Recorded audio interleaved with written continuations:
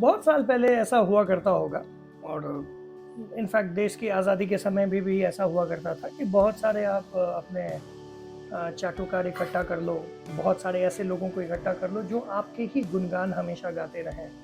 आप कुछ भी करो, वो आपकी अच्छाई में ही गिनवाएं और आप उस बलबूते इलेक्शन भी जीत सकते थे, प्राइम मिनिस्टर भी बन सकते थे, चीफ मिनिस्टर बन सकते थे, ये हुआ करता था। लेकिन मेरा ये मानना है कि मतलब अभी के समय में बहुत सारी ऐसी चीजें अब बदल गई, बहुत सारी जगहों पर बदल गई। सोशल मीडिया के आ जाने से आपके ऊपर जो मीडिया का एक पर्दा हुआ करता था, उसके दोनों पहलू आपको पता चलने लग गए। आप पहले मीडिया में जो भी चीजें देखते थे उस पर आप 100% भरोसा कर लेते थे, लेकिन अब उसका दूसरा पहलू भी आपको देखने को मिल रहा है।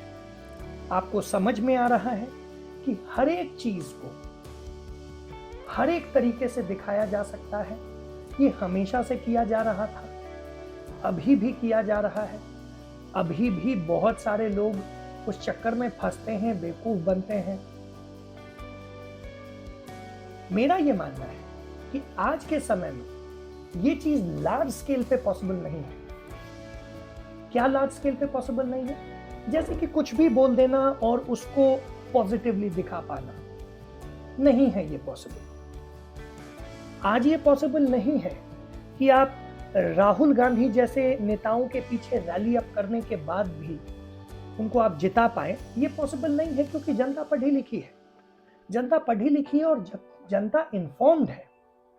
और पढ़ा लिखा से ज्यादा इंपॉर्टेंट आज के जमाने में इन्फॉर्म्ड होना है। अगर कोई भी घटना घटती है तो उसको कैसे परसीव किया जाएगा, ये आज मीडिया के हाथ में नहीं है। आज से हो सकता है 10 साल पहले था, अब नहीं है। अवेयरनेस इस कदर बढ़ी है कि लोगों को सारी चीज समझ में आती है।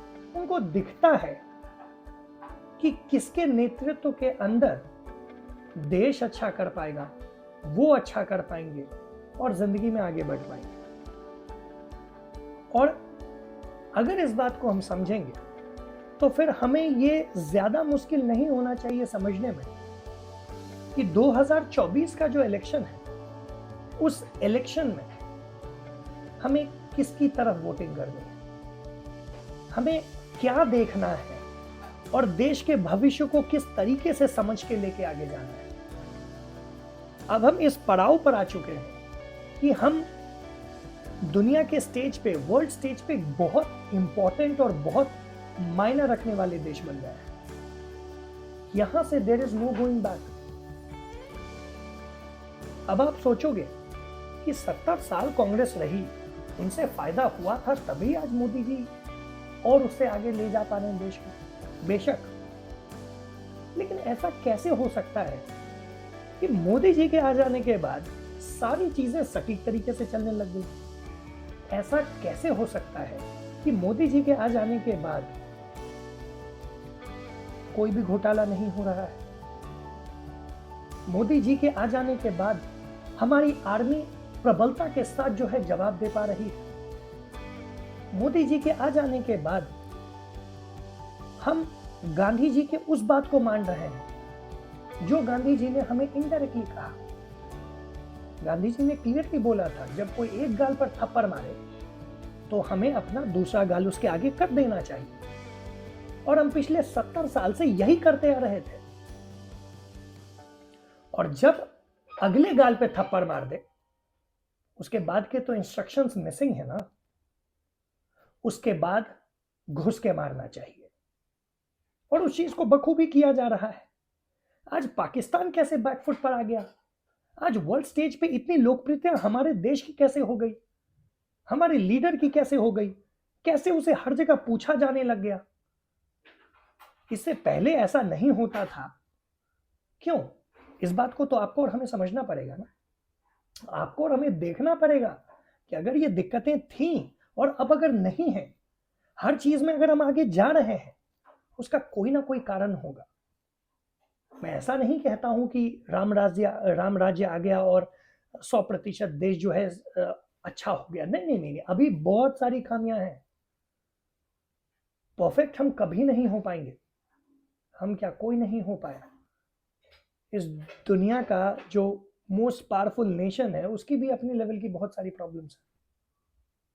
तो प्रॉब्लम्स रहने वाली है। हमें ये देखना पड़ेगा कि हमें किसी के सामने झुकने की जरूरत कभी भी ना पड़े। हमारे ऊपर हमला हो तो हम हाथ जोड़ के कम से कम किसी के पास ना जाएं कि देखो हमें मार रहा है। हिंदी की एक बहुत अच्छी कहावत है, जिसकी लाठी उसकी भैंस। ऐसे ही नहीं कहा गया है, क्योंकि ये बात एक बहुत बड़ी सच्चाई है, ग्राउंड लेवल पर ही नहीं, वर्ल्ड लेवल पर।